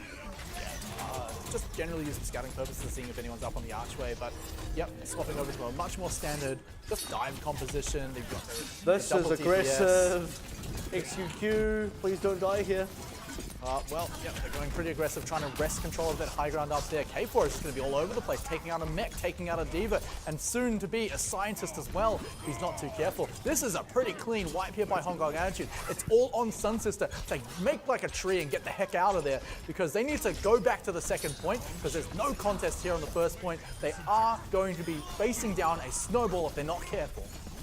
Yep, a mech, a diva, and a scientist. Yes, please, I'll take one of each. this Hong Kong attitude definitely roll over SunSister a little bit. And the crazy thing is, the two tanks were so split off from the rest of the team on SunSister. They almost had a little 2v6 on the side, and then for the rest of SunSister, it's like, the four of us now, we're kind of struggling here, and rightfully so, because for Hong Kong attitude, they picked apart different pieces of SunSister from different angles, and they've been doing that all game, all series. Their best hope, though, SunSister, is that XQQ got a lot of damage in that fight. In fact, he's very close to his Dragon Blade, so this could be their tool to hold the fight, but they're already losing members. They're going to need to bring out a big Dragon Blade here to wipe everyone out. And he's waiting. He's definitely taking his time to bring it out. Yeah, K4 might just respond. A good sound barrier might just mean XQQ gets nothing, and in fact, he does get nothing. He gets shut down fairly quickly. He was killed. This is going to be a possible complete cat out. Yeah, I mean, there's the Dragon Blade for K4. That should be enough. I mean, they're throwing a lot of ults in Not again. Just a, oh no. Not again. Not like this XQQ. A Mei would be so good here. Now when you have a good reason to run Mei, you're not doing. Yeah, he got the headshot in Shaolin, but is he going to be able to contest the cat? Well, I mean, no one's diving on him because they don't need to. They just sit on the point. They're trying to draw XQQ out. In fact, they do eventually find him. The point is all but captured here for Hong Kong attitude. SunSister bought a few seconds, but a few seconds could have been 30 seconds even if they picked up the Mei. I mean, this is really grasping at straws for what they could have got out of that. The cryo freeze would have meant enough time bought with you know, if you run into a corner, you you Mei wall first, let the Mei wall go, then you cryo freeze. You've bought like 10 plus seconds, easily enough time for respawners to get back in there, easily enough time that all the ultimates that Hong Kong attitude have committed suddenly don't mean a lot because all the players that they killed have now respawned and now recontesting the cap. But XQQ doing this weird Widowmaker thing where he can't actually contest, and even his kills barely make a difference. It's like one of those nightmares you have as a child that keeps repeating itself. One of those nightmares you see regularly in solo queue where the Widowmaker just doesn't switch, but well, look, I talk about how on second point, and even at the third checkpoint on payload maps as well, is that every single kill does matter for the defenders because they're respawned so much closer. You can force someone out on the attack. That's a good 30 seconds that they're going to be out of the fight at the very least. Widowmaker, while it does bring that, and they even got one kill, you're not on the point, you're not buying time, and that's much more important than securing those kills. You're meant to be rushing onto those points. This is the moment of desperation. You need to be buying as much time. Like you said, something you can do with the Mei, buying time for your team to come back, because a lone Widowmaker, while you can get a kill here and there. I don't think we can really justify it any further than there he is, the man himself, just thinking hard in the corner about what he just did. No justification. I can't bring it this time. Not even going to try. Think very carefully about the choice that you just made. In Hong Kong attitude, I think they'll take that. I think it's just like, for them, they're sitting there kind of like, lol, are you serious? Well, if there's any time to bring out Widowmaker... So yeah, now is an okay time. Now is an acceptable time for him to really bring it out, and we'll see if it pays off, and it should, on attack a lot more than defense. And actually, Mollis on the Genji as well is going to be really interesting. Got to work on those hook shots, though. Yeah, I mean, can you imagine if we brought out a Mei on the attack here? I think that would have... I don't want to imagine, but I don't like that you made me think about it for a sec. I'm not even sorry, but in any case, XQQ, like you said, he needs to find those hook shots. He's not even in position to find those kills. I'm actually interested in what Mollis is going to do here. Yeah, I mean, Mollis, he's got to find those kills too. Jinkao, he's kicked out of the mech, so that's a good start. XQQ, he just needs to sit up in position and wait for the rest of his team to start pushing Hong Kong attitude out of position, off of this high ground, because he should have had a good sightline. Why is he in here? This is not a good sightline. But the good news is he's not going to get contested by Jinkao or Ting on the other side, so he's safe. The bad news is he can't see anything. Yeah, I mean, he got a body shot on a Winston. It's not going to kill him, it's going to drop him low, and in fact, actually charges up the healer ultimate. Mango is going to be closer to that. Okay. Nano boost, but a kill onto Hello, K4. headshot. Hello, gets counterpicked. So, yeah, it was good and it was bad. I think it's a slightly better trade for SunSister. Getting rid of K4 early is good, but this is the similar problem we saw in Kings Row. You got the early pick, and you couldn't capitalize off it. And also, by the way, the turret just cleaned up. That's the saddest looking turret I've ever seen. Poor guy needs a bit of repairs there. Come on. Oh, okay, you just take him out of existence instead. That's okay too. Take him out of his misery. Now, let's talk about the Tourbillon comp into a Widowmaker. I like this angle. I like this angle a lot. But he needs to get a kill. Oh my, please. everyone is getting their armor. Everyone's getting their armor, which means headshots aren't just going to one-shot kill everyone. It might get the Tracer, but everyone else is going to be sitting just above 300 hit points, which means your Widowmaker suddenly a whole lot less value. 275. 275? Oh, no, right, of course. I was thinking Reaper, May, they're not in play. But in any case, yeah, so headshots will still get those kills, but body shots going to be much less of a thing for you to follow up and get the kill with. Infrasight's been used, but is he actually going to get kills out of it? Are they going to do much with this? Because I want to see SunSister take advantage of the Infrasight, check the positioning, find targets that they can reliably dive on. Because again, for the most part, aside from the Widow, the rest of their composition is dive. And they need to be able to really outmaneuver Hong Kong Attitude with the additional information that they're getting. And I think K4 is struggling to find footing of himself, does end up getting a kill anyway. So for the most part, K4 did get shut down. So that should work in SunSister's favor. Actually, Korto Denkin on the lower end of the defense matrix actually ran out, so he had to fly away. He ended up dying, of course. Now, Hong Kong Attitude. Fair use of ultimates to defend the first point. And remember, if they do that here, they're just going to win the match outright. There's only a minute to go for SunSister. That's a fight that SunSister also committed ults to. And one of them being Infrasight, not a hugely effective one, but Hong Kong Attitude. What have they still got to work with?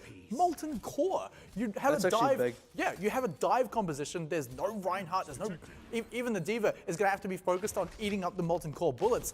They don't have anything to realistically kill the turret itself because, of course, Molten Core is just going to make it invincible anyway. It's out of sight lines for XQQ to even get shots on. So speaking of out of sight lines, he can't see anybody. Where is everyone? Who's defending here? Where's Hong Kong Attitude? Oh, there just they get are. sniped out. I mean, you can't see where they are, but hey, Hong Kong Attitude know exactly where you are. Even trades, but again, SunSister, they need to be able to take advantage of everything they can get here because time is running out. This could just be another first cap hold. They got to get past the Molten Core, which has been used. I don't know if they can kill either CQB or the turret.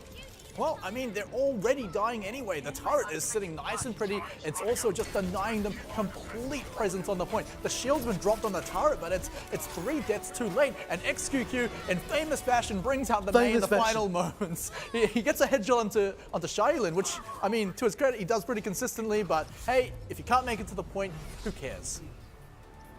I'll give him this. For a May player with in terms of pure mechanical aim, he does consistently get those icicle right-click kills. Very good at that. That's not what your team need right now. I mean, your team needs kills, but they need like something like a soldier that can just do the same job, but pretty much better, right? They need a more consistent DPS, because it's hard to right-click a tracer as a headshot. Like, it is an impressive thing to do, but if you do it, realistically, did XQQ achieve a lot on either May or Widowmaker for that entire attack? Well, see, the thing about Widowmaker on Temple of Anubis, first point specifically, because, well, hey, we didn't even see the second point attack for them, is that you get that brilliant sight line on the high ground. That is where the defenders, they can hide just out of sight. But until the attackers move up and push it there, you can actually push them out straight into the sight, where the only viable retreat for the defenders is straight into the sight lines of Widowmaker. And that's where XQQ should have shined. But instead, he was up in the building with them. And then you mentioned, like, okay, so that actually protects them a little bit, but what's the point? You don't need protection, you need damage. What's the point of protecting someone who's bringing no value to the team? Yeah, you're right. It's like playing with 5 people at that sort of stage. And I said this yesterday, if anyone was listening, but if you want to play Widowmaker composition, it's actually, the way you want to play it is not what SunSister looked like they were waiting for a pick from XQQ. Rather, what it should have been is SunSister setting up a pick for XQQ. So if you're running a dive anyway, which they were, actually commit to the dive, flush the enemy out from the defensive positions, contest the cap itself. Someone from the defender's side has to actually get on the cap and try and stop you. Wow, suddenly they're in XQQ sightlines. Now your Widow's going to do work. It's a team effort, and it's a real tragedy when you want to jump into XQQ's backpack. All 5 of you get in there, maybe a few you jump into Mollis's pocket too, and then the guy with the backpack, XQQ, is like, I'm going to walk this way, which is, you know, not where we want to go. I'm going to go to the Widowmaker now, and everyone's like, no! We've all had that feeling before, let's get real though. Where you know, probably the best player in your team, he just picks Widowmaker, just picks May, just not what your team needs. But What they need to do is they need to apply XQQ like AHQ applied Dizzy. yes, Right? Like Flash Wolves apply Zonda, or even anyone, whoever plays Soldier, whoever's their main hit scan, their main DPS. I don't even want to say hit scan or projector, just your main DPS player. Look at what AHQ do with Dizzy. You'll find out later on tonight anyway. So SunSister, stick around. You're gonna want to see it. Do what AHQ do with Dizzy, and your damage output's going to be insane, and your team will be so much better. I mean, what's the thing that shocked us all about XQQ? I mean, the initial moment that really sold me was that McCree clip, where suddenly he's just like, bam, bam, bam, there's all my headshots, there's my value to the team, I bring a huge amount of damage, I shut down flankers if I'm McCree, I bring ridiculous consistency with Soldier, and then I pick Mei, and sometimes, hey, look, I'll headshot the enemy tracer. That's cool.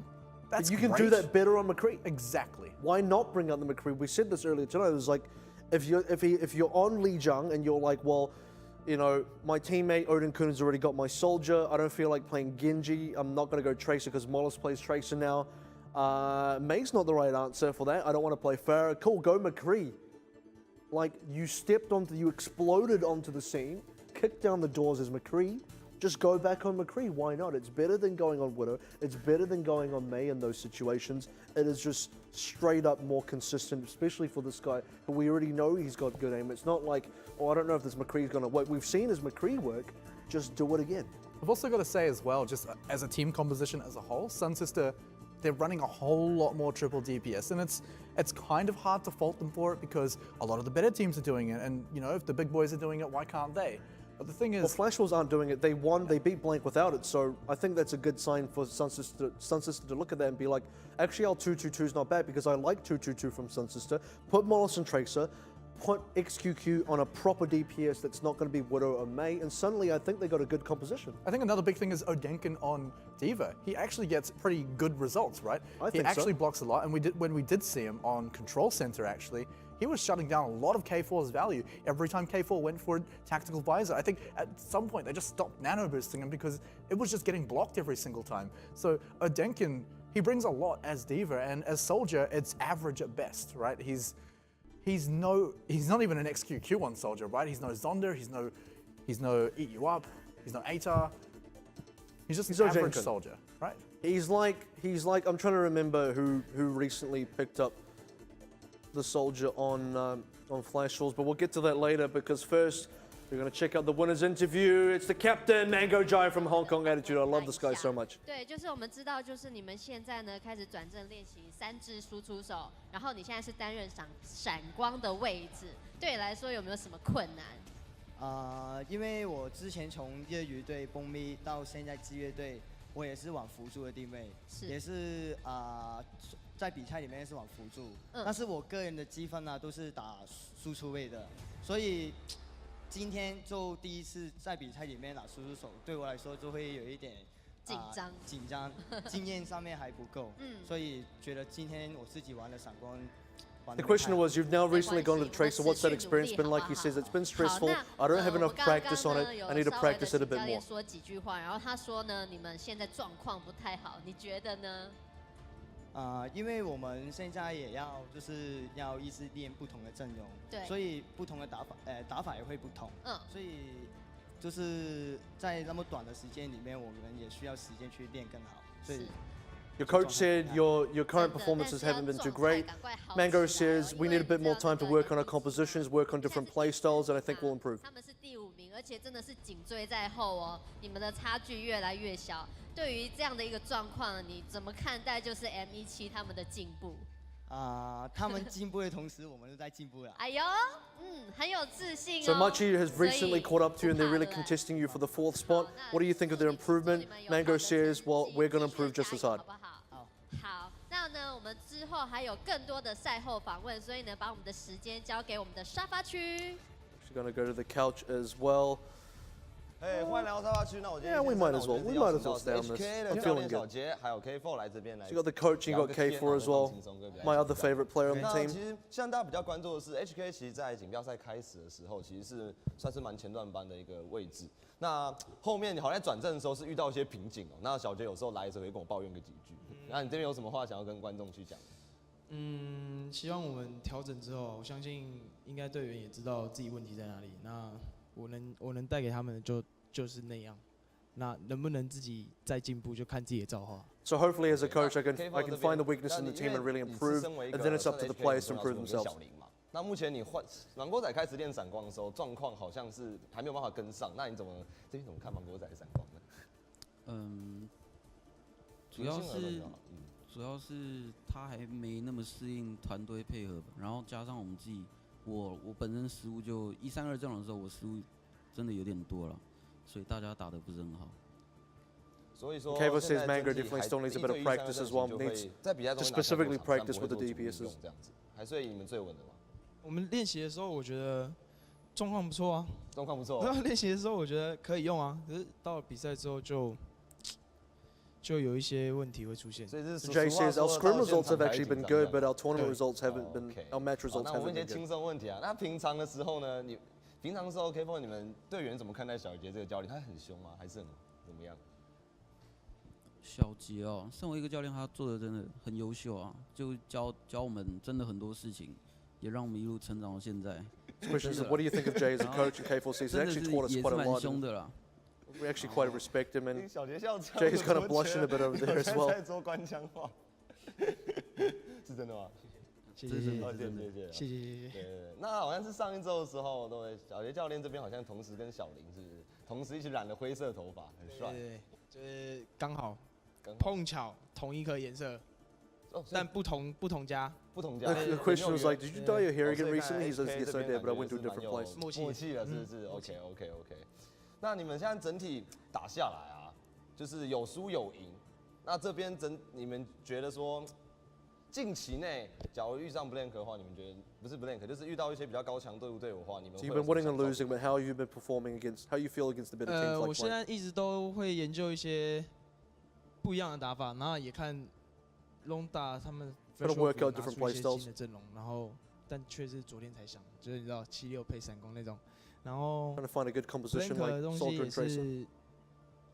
也是有点固定啦，所以也是希望我之后调整之后可以慢慢可以针对到其他队伍这样子。We're just making small adjustments to try and catch up to the top teams currently.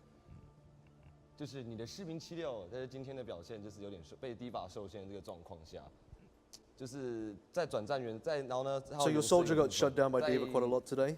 双输出的配合上面，今天好像在控制，在漓江天塔的时候表现的是有点状况。今天我在漓江天塔是真的很失常啊，就是他们就假设他们不是往3楼跑嘛，我玩士兵76的时候，其实我真的没什么听到，然后突然间被吓到了，所以就直接 So I got jumped on by 2 of the SunSister players 就是一直被撞下去，所以真的 on the high ground, and I was totally unexpected. I didn't even hear 可是 them 平 coming. 常来说，照理说应该是你会吓到别人嘛。我记得我之前刚开始锦标赛开始的时候，大家会说 Kevo 这个士兵76好像刺客啊，每次都会突然从2楼跳出来，到底怎么回事？对啊，有时候比赛跟练习状况真的会有差，还是会有差。对啊，跟小林在比赛跟练习就不一样，阿婷在比赛跟练习也不一样，那有好有坏啊。Jay says the performance of the players have changed 比赛 between 你在练 scrims 习 and 之 match 中 results. 打出来什么样子，你就在比赛拿出来正常发挥。 And the results they're getting in scrims, they need to be bringing to the actual matches themselves. 让自己打更不好。对，那两位有什么话想要对广大粉丝说？因为我刚才其实看到聊天室 Give any words for the 蛮多 audience? HK 的粉丝其实在帮你们加油打气。你先。Wants K4 to go 你先 first. K4 says 我 no. 们会一直进步，然后相信之后做的调整也会对未来打进季后赛是我们唯一的目标。 We'll keep improving and make adjustments to hopefully. 我不想把话说太满，不要把话说太满。就是最近就是常有些队友把话说太满，就发生不好的事情这样子。对，所以先对，这最好打进季后赛。K4这边就希望自己能再加一把劲啊，然后真的如果能打进季后赛，真的是就是算梦想吧，所以还蛮期待的。然后也谢谢大家，就是一直支持我们，真的很感谢。wants to thank the support from the 好，那我们 fans. 这边 And 谢谢 I think HK 跟我们在 as a 做赛后 team, 访 they 问 really 那 want 我 to 也 make 非 the 常 playoffs. 也 That's 是 really 这 been 边 their 跟各 goal. 位有支持 HK 的观众说，他们仍会持续进步。那这边也谢谢各位观众，那也谢谢 HK。那我这边赛后的沙发区访谈就先到这边。Yeah, that's the end of that. So yeah, one of their goals is to really make playoffs, and I think that's quite reasonable because they're that close. Yeah. They're technically still number 4, although I would say Machi looks stronger. By ranking, by score ranking, technically number 4. They are literally that close from making the top 3. So for a team that wants to make the playoffs, I would say it's possible. It really is possible. That's a really good goal as well. I mean, obviously everyone's goal should be to win, but like you said, they're sitting at 4th, and even after a defeat against Machi, it did not look like an insurmountable defeat. They could definitely take it to Machi if they come up against them in the, when they come up against them in the 3rd round. So that's where they need to strike back and still get these consistent results against these other teams below them. Speaking of teams below them, SunSister now cop another loss, unfortunately, against Hong Kong Attitude, but they will have the chance coming up against Fireball to maybe redeem themselves and finally get them a win on the scoreboard, but we will find that out when we come back. We'll see you soon.